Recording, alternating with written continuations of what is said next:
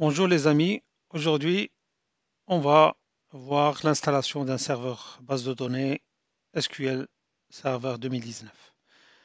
Alors on aura besoin bien sûr d'un ISO pour installer un serveur 2019, un Windows Server 2019. On aura besoin aussi de SQL Server 2019, l'application. On aura besoin aussi cette application, on va extraire, depuis cette application on va extraire l'ISO de SQL Server 2019. On va voir ça ensemble.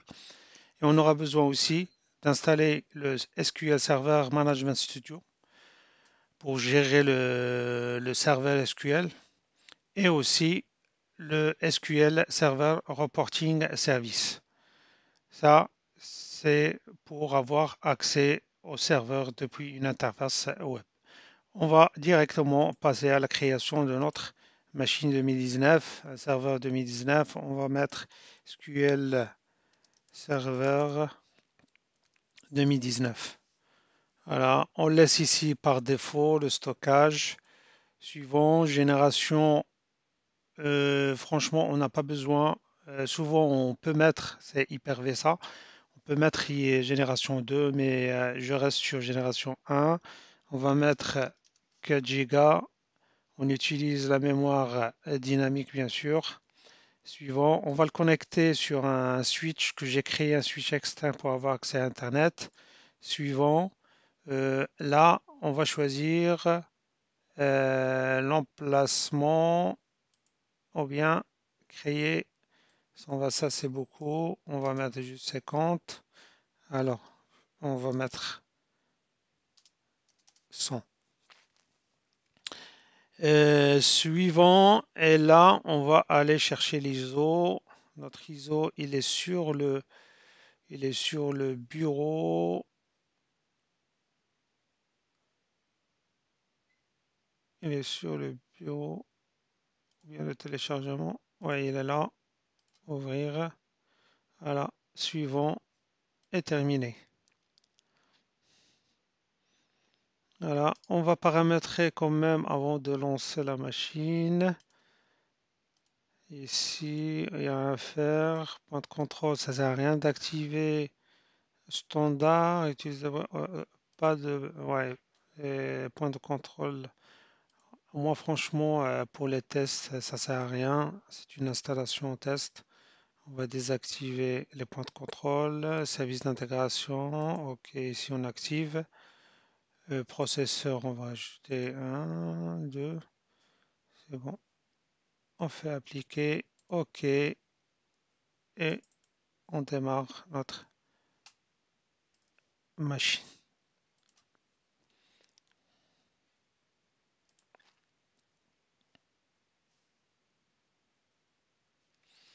Voilà, il démarre sur l'ISO en train de télécharger, de charger les fichiers. Et après,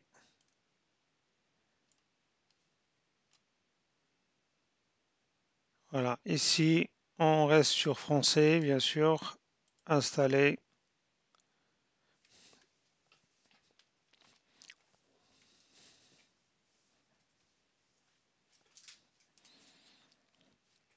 Le démarrage du programme d'installation. Ici, on va choisir bien sûr standard avec expérience bureau. Suivant, on accepte le contrat. Ici, on va personnaliser. Suivant, on a un seul disque. Et là, il commence à copier les fichiers Windows, les installations, l'installation des fonctionnalités et l'installation des mises à jour si on a. Voilà.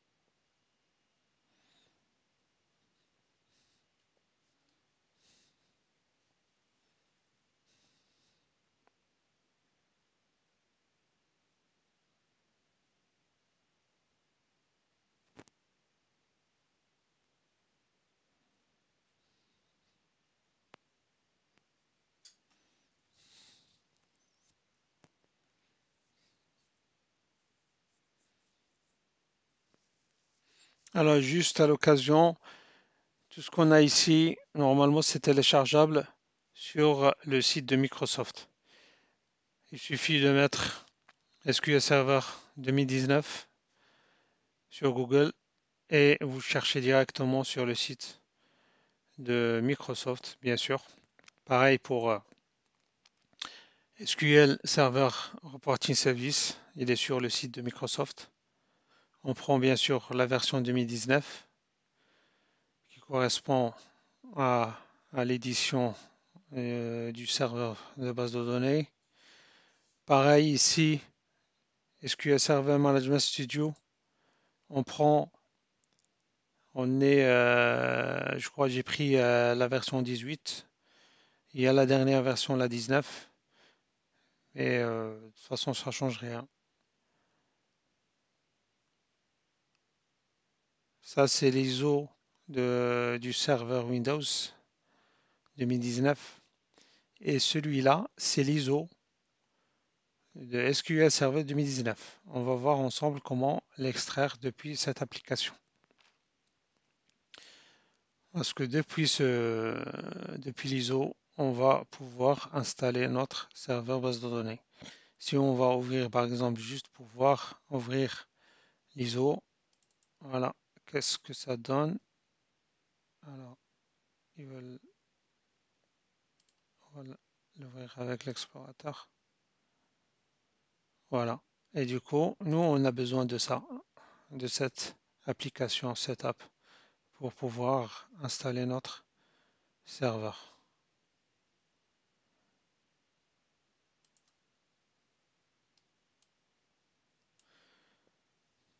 Voilà, on est à 83, 84. Après l'installation du serveur Windows, on va rester sur adressage en DHCP. Euh, alors, je ne vais pas vous recommander ça, c'est tout à fait normal. Un serveur ne doit jamais être en DHCP, il faut mettre l'adressage en statique. Avant aussi, il faut le nommer. Il faut aussi le joindre à un domaine.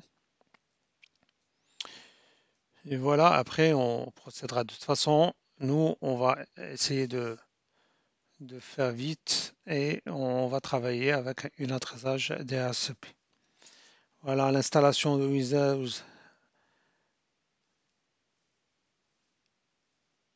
est en cours de finalisation.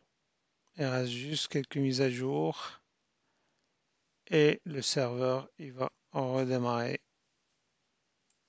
et on va pouvoir installer notre serveur de base de données. Voilà, on redémarre. Bien sûr, on ne va pas redémarrer sur l'ISO. On laisse démarrer notre Windows correctement.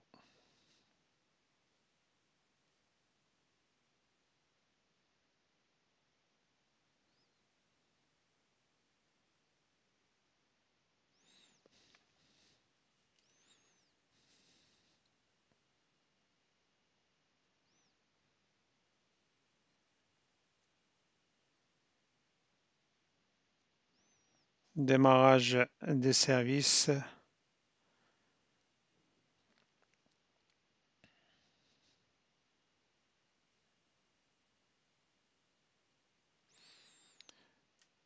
De toute façon, cette séance, ça sera un peu longue.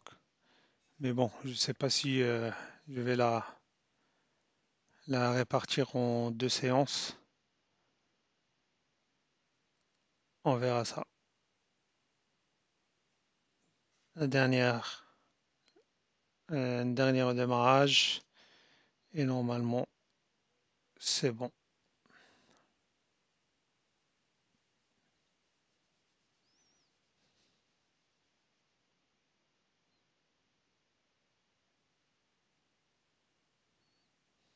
Voilà, ici, on va mettre notre mot de passe.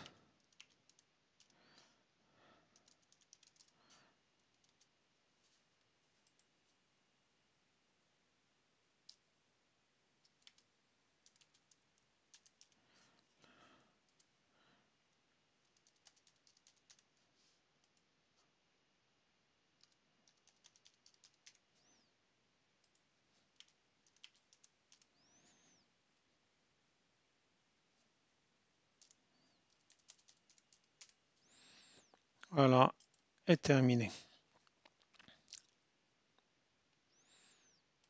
Connexion.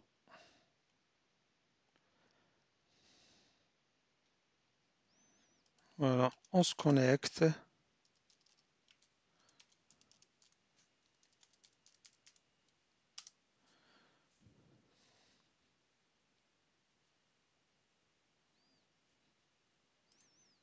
La première des choses, on va essayer de copier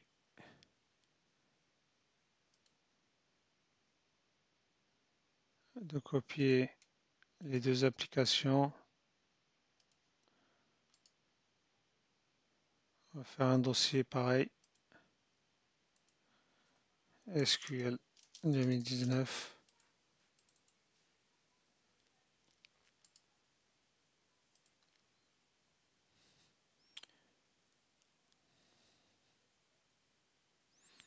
J'espère que ça prendra pas beaucoup de temps.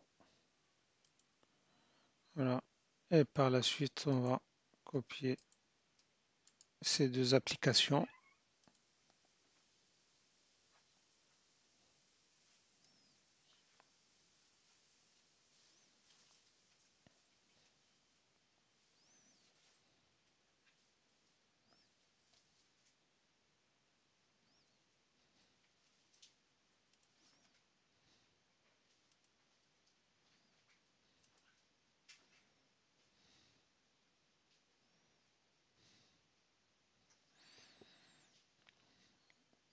Voilà, normalement, on a ici accès à Internet.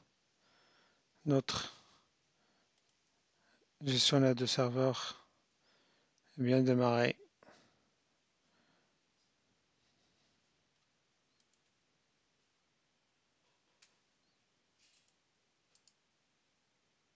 On va le démarrer ça.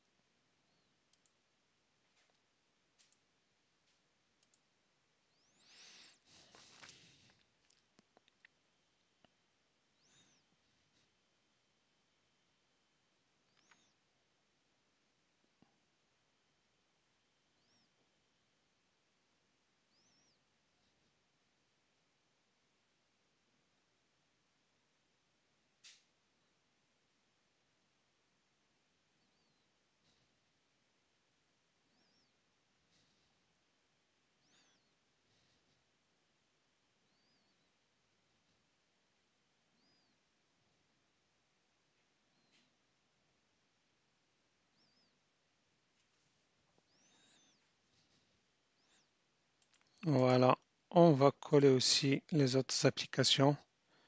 On va commencer par lancer d'abord notre application serveur SQL 2019 pour vous montrer comment extraire bien sûr.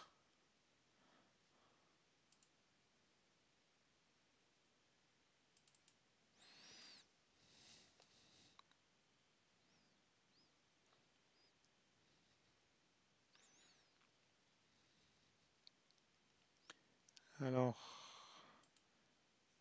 peut-être on va patienter un peu.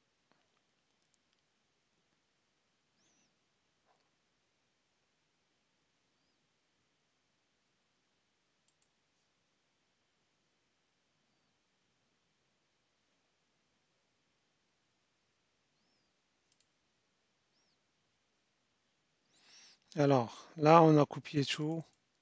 On lance l'application SQL Server. D'accord, on a une autre. On lance l'application, on tombe sur cette interface. Alors, on a la possibilité d'une installation de base. Ça, je ne recommande pas pour tout ce qui est production.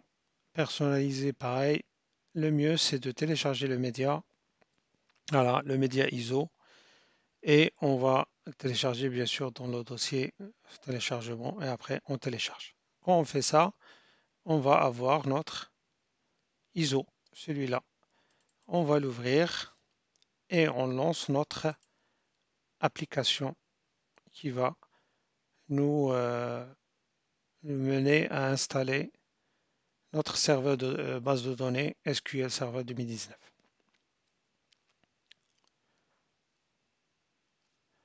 Alors ici, on va faire bref. On a plusieurs onglets ici, planification, installation, maintenance, outils, ressources, avancées, options. Alors, ce qui nous intéresse, nous, c'est l'installation. On a ici plusieurs installations. On a une nouvelle installation autonome de SQL Server, installation Server Reporting Services. De toute façon, on a déjà téléchargé l'application, installé les outils, SQL Data Tools, mise à niveau d'une version précédente. Si on a une base de données SQL Server 2012, si on veut faire la mise à niveau vers une base de données 2019, on utilise ça. Et là, c'est aussi c'est une nouvelle installation autonome de Machine Learning Server. Alors nous, on va faire ça. On va prendre une nouvelle installation autonome de SQL Server.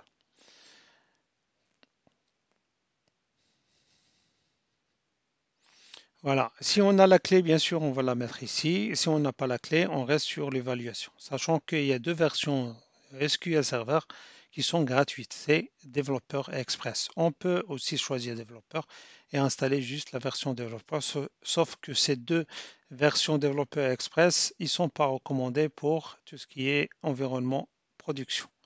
Voilà, pour les tests, oui. Moi, je voudrais rester sur l'évaluation suivant. J'accepte, bien sûr, suivant. Et après, ça sera les mises à jour, bien sûr, c'est recommandé.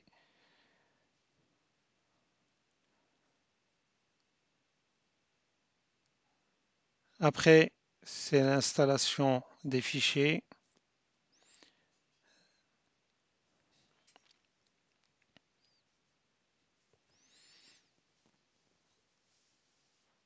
Après, on passe à la personnalisation, tout ce qui est règles d'installation, les fonctionnalités. Il y a pas mal de choses à changer.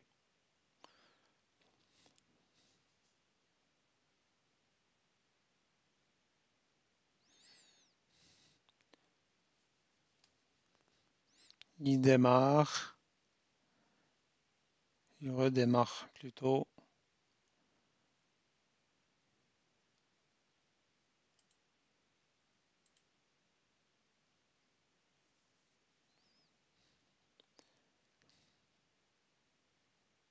Voilà, là, il détecte bien que le pare-feu, il doit être désactivé, bien sûr. On peut le désactiver, mais non, plutôt, il faut mettre une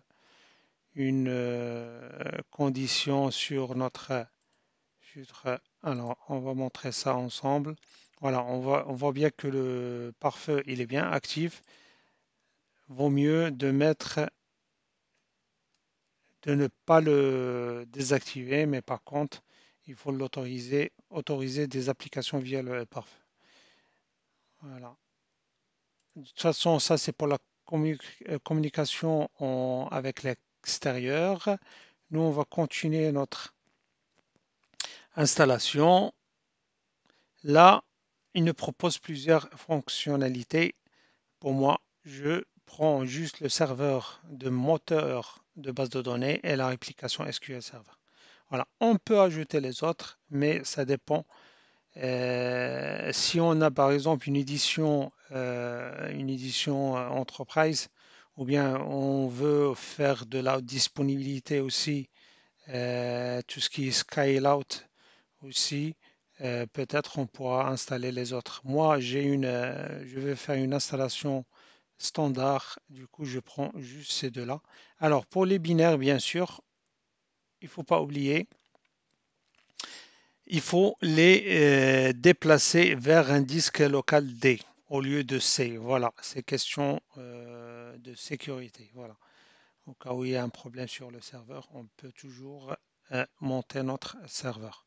Du coup, les trois, ils doivent être montés sur un disque D au lieu de C. Tout simplement. On fait suivant.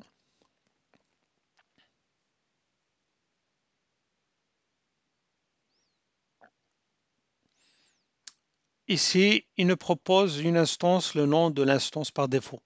On peut garder cette instance, on peut aussi la changer, il n'y a pas de souci. C'est à vous de décider. On peut mettre par exemple instance nommée SQL Server 2019. Moi, je prends par défaut, pas de problème.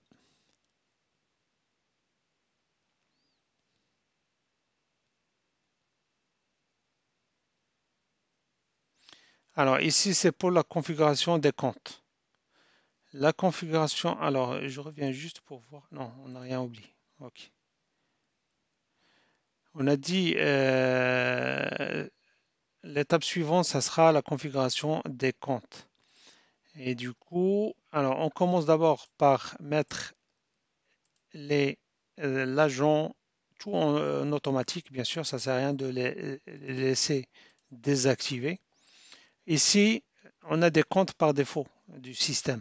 On peut les garder aussi. On peut mettre, mettre aussi des comptes de service de domaine.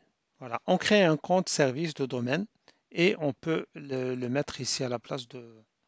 Moi, je reste sur cette configuration. On accorde bien sûr le privilège, les droits privilèges pour ces comptes. Après, c'est suivant. Ici, pour l'authentification, il y a une authentification Windows, il y a une authentification mixte. Ça veut dire authentification SQL, serveur et authentification Windows. Moi, je préfère celle-là, bien sûr. Et ici, il nous demande de spécifier le mot de passe pour l'authentification SQL. L'identifiant, c'est SA. Et moi, je vais mettre, bien sûr, le mot de passe pour SA. Je vais le retaper ici. Alors ici, c'est pour l'authentification Windows. J'ajoute d'abord mon utilisateur. Et ici, alors, on attend parce que apparemment il a bugué. Voilà. Mon compte administrateur a été ajouté. Si je suis connecté avec un compte administrateur de domaine, il sera ajouté. Par contre, il ne faut pas oublier d'ajouter aussi le groupe d'administrateurs. Puisqu'en environnement de production, il n'y a pas que toi qui administre ce serveur. Et du coup, on va chercher le groupe administrateur ici. Voilà, avec, je sais pas, le groupe administrateur. Et on cherche sur le domaine, bien sûr. Et on l'ajoute. Et après, il ne faut pas oublier les répertoires. Pareil, il faut les déplacer vers un disque dur local D. D'accord. En créant, bien sûr, les dossiers comme ça. Programme file, Microsoft SQL Server, tout. Pour les temp, on ne change rien, on laisse par défaut. Le répertoire aussi, on peut le déplacer vers le D. Les maxdop, pareil, on le laisse par défaut. La mémoire, non. La mémoire, on va prendre ce qui est recommandé, bien sûr. On ne va pas laisser par défaut. Et ici, on fait cliquer pour accepter la mémoire recommandée pour le moteur de base de données.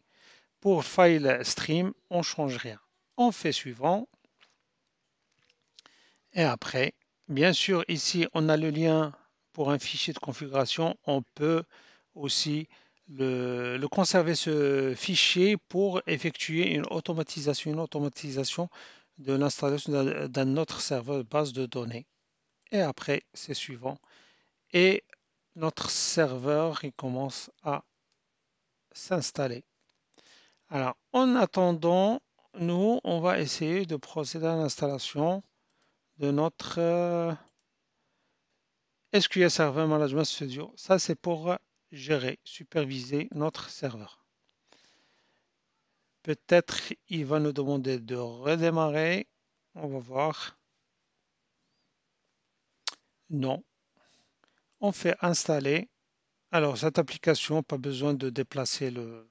On laisse sur le C une application. On peut toujours la trouver sur le site. Il n'y a pas de données exceptionnelles.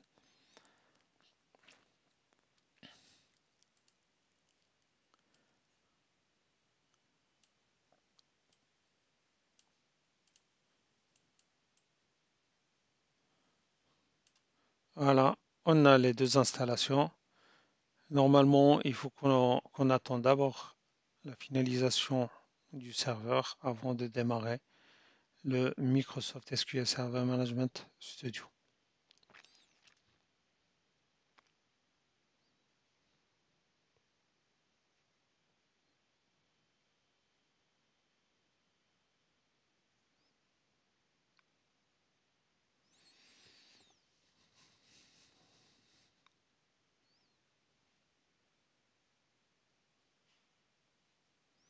Voilà, on a dit j'ai pris la version 18 alors que normalement on peut avoir la dernière version, c'est la 19. Alors peut-être on va faire juste une installation, on va faire 3 séances. On va faire plutôt 2 séances. La première séance, c'est l'installation de notre serveur SQL 2019 avec SQL, avec Microsoft SQL Server Management Studio. Et on va se connecter sur le serveur. On va regarder qu'est-ce qu'il y a sur Management Studio. Et la deuxième séance, c'est l'installation de notre serveur de rapport, SQL Server Reporting Services, et la configuration de ce serveur. Et bien sûr, l'accès à l'interface graphique, l'interface web de ce serveur web.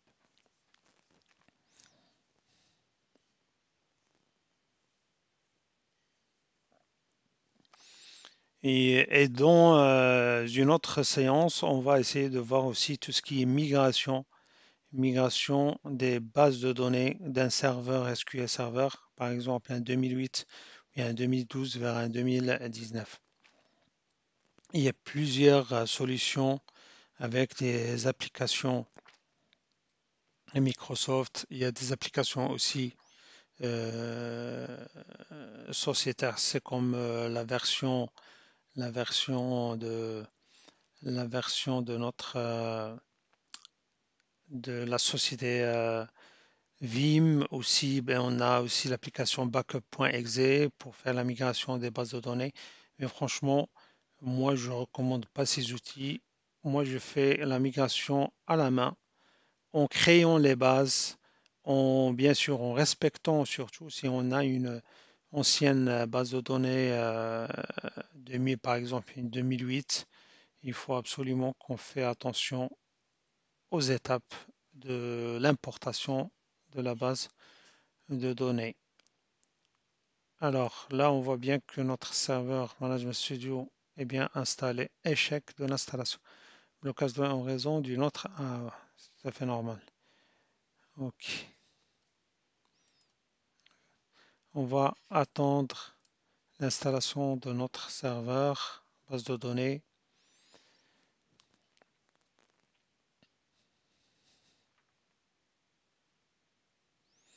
Et après, on passe à l'installation, à la réinstallation de Management Studio.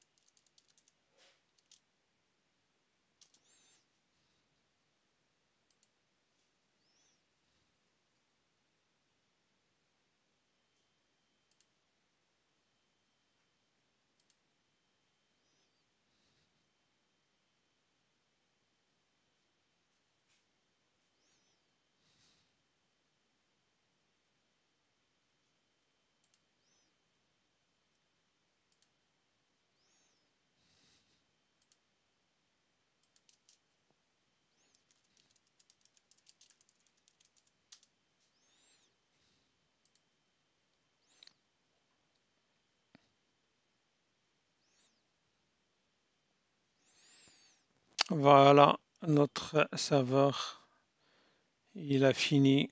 Pareil, on a ici un fichier TXT pour voir la configuration et tout. Fait fermer et on lance notre SQL Server Management Studio. Voilà, installé.